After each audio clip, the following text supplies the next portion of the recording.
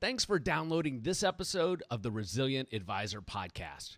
My name is Jay Coulter, and I am sure it's not a surprise to many listeners and viewers that most advisors and advisory firms are just not growing. This is a new series that we're going to start producing on the podcast that will focus on the key drivers in industry best practices around growth. My partner for this project is Jay Hummel, and he is the perfect partner for this series. Jay is a partner and co-founder of the Wealth Advisor Growth Network that we'll call WAGN on this series, and that's a company focused on helping to grow independent advisory firms. Many of you already know Jay as he's a popular industry speaker, and he's had 2 books published by Wiley, Success in Succession and The Essential Advisor. We're going to keep these episodes under 10 minutes, just like the other series we do here on the podcast, and we're going to eliminate all the fluff. Jay, why are advisors and advisory firms not growing? Well, Jay, thanks for having me, and this is going to be a fun project to do together. Most aren't growing, frankly, because they aren't focused on the right things. They're distracted by technology decisions. They're distracted by picking the right CRM. They're distracted by phone decisions, and they're not spending the time thinking about putting their advisors or themselves actually in front of prospects and current clients to build deeper relationships to actually grow their firms. Yeah. So what I have learned the last several years is the shiny object of going independent is great. The pro forma looks great. The bottom line looks great. Independent sounds great. They make the move, and they have not thought through those decisions that you just spoke about. How can somebody looking to go independent speed up that process and eliminate that particular challenge? Well, look for partners. 10 years ago, there weren't the options that there are today.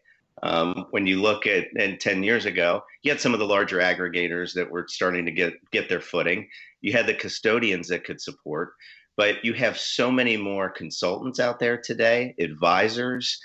10 years ago, the independent movement wasn't that large. So you couldn't pick up the phone and call a firm that just broke in the last 6 months because there wasn't the volume there is today. So I would really challenge those who are thinking about breaking away to not be scared, to pick up the phone, call the advisors who have been there and done it, and learn from the pitfalls and the decisions that they made along the way.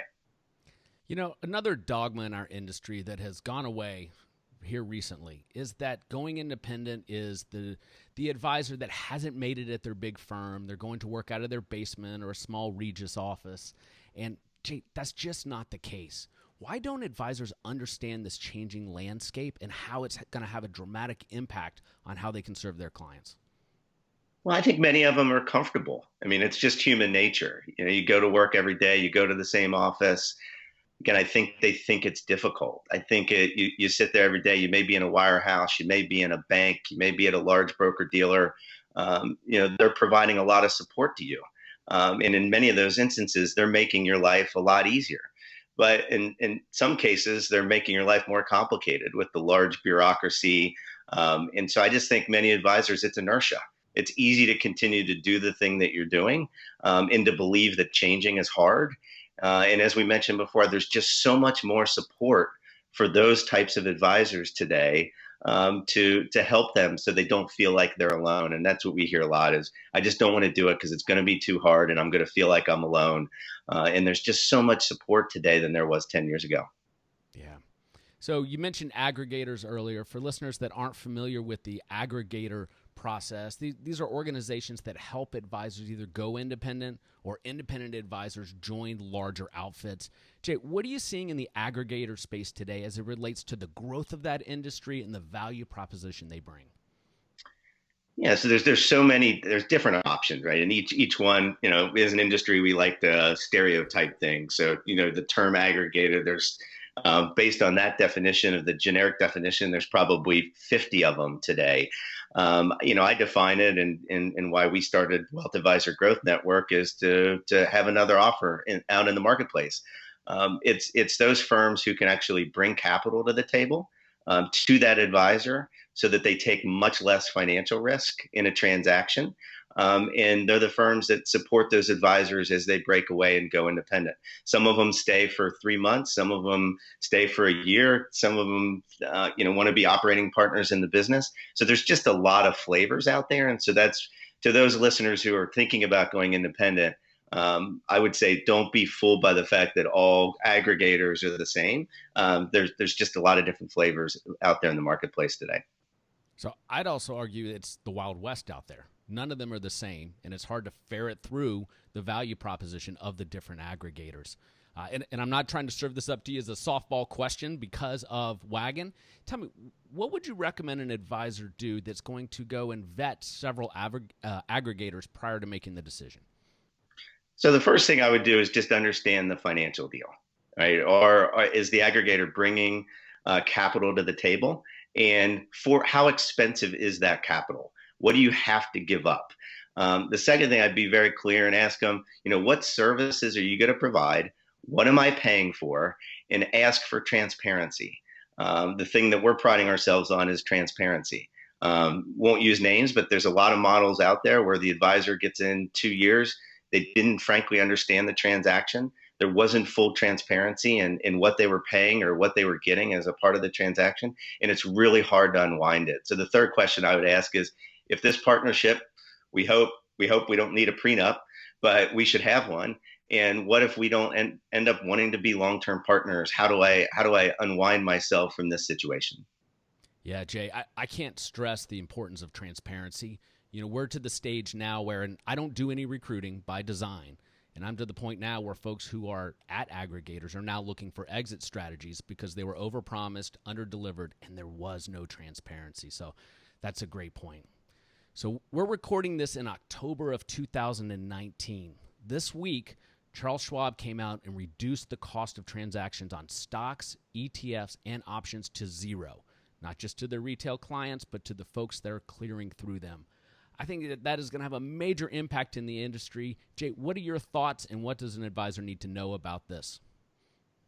Oh, I think it's unbelievable. It's going to unbelievably change. When you think of asset-based pricing, which many of your firms that are independent who listen to this, the thought of 3 to 10 basis points going away of the cost structure for their client, that's unbelievably a great thing for the end customer. I think this is the next step. You and I have talked it before, and I know we're going to continue to hit this on our series, but it's the next evolution in advice delivery from being product centered, right, transaction centered, to being planning centered and outcome centered for the client.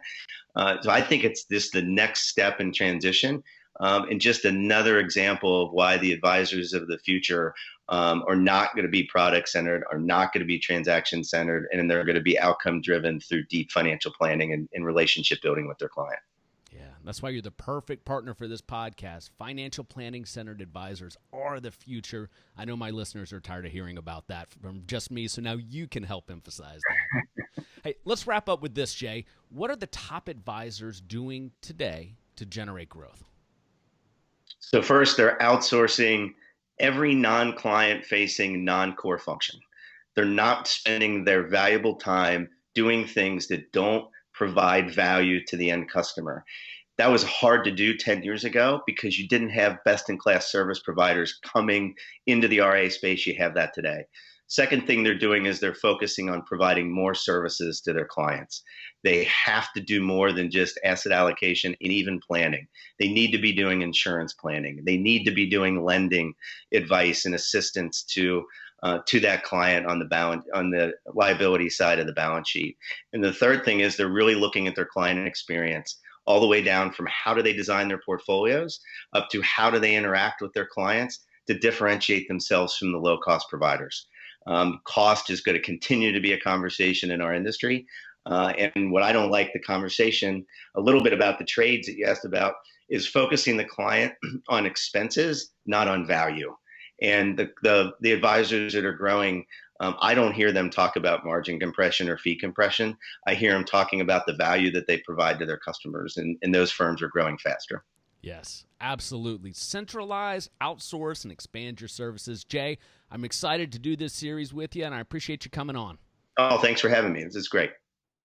The information provided is for educational and informational purposes only and does not constitute investment advice and should not be relied on as such. It should not be considered a solicitation to buy or an offer to sell a security. It does not take into account any investor's particular investment objectives, strategies, tax status, or investment horizon.